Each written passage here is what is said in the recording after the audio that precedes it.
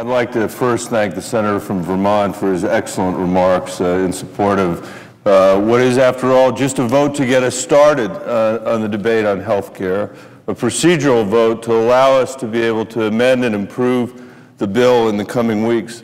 Madam President, virtually every single member of this body in the United States Senate is a member of the baby boom generation. As, in my view, a generation of Americans, I was born in the last year of that generation, given more opportunity than any generation of people in the history of this planet, because our grandparents and our parents were willing to make hard choices, understanding that part of our national creed, part of our legacy is assuring that we're expanding opportunity for those that come after us.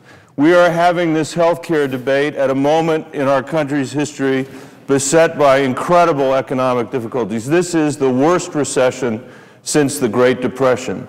But we now know that even during the period of economic growth, before our economy fell into this terrible recession, that working families were struggling.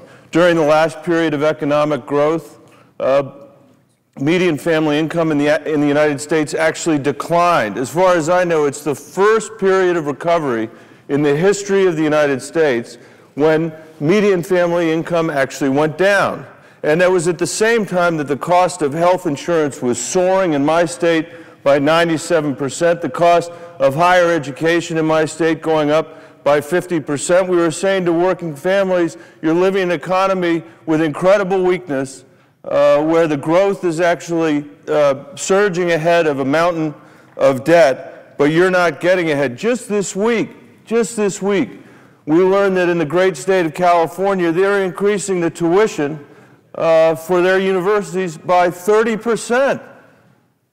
The University of California, the California system, has been the envy of the world for decades, and now it's being put out of the reach of working families. So we have much to do here, much to do to make sure we honor the legacy of our parents and our grandparents. We honor the legacy of the greatest generation in this generation, the baby boom generation, to ensure that we leave behind us not diminished opportunity, but more opportunity for our kids and our grandkids. There's much we need to do to make sure we have a health care system that works not just for a few people, but for everyone. An education system that works not just for a few kids, but for everyone, and that we have an economy here in the United States that values the contribution that everybody can make.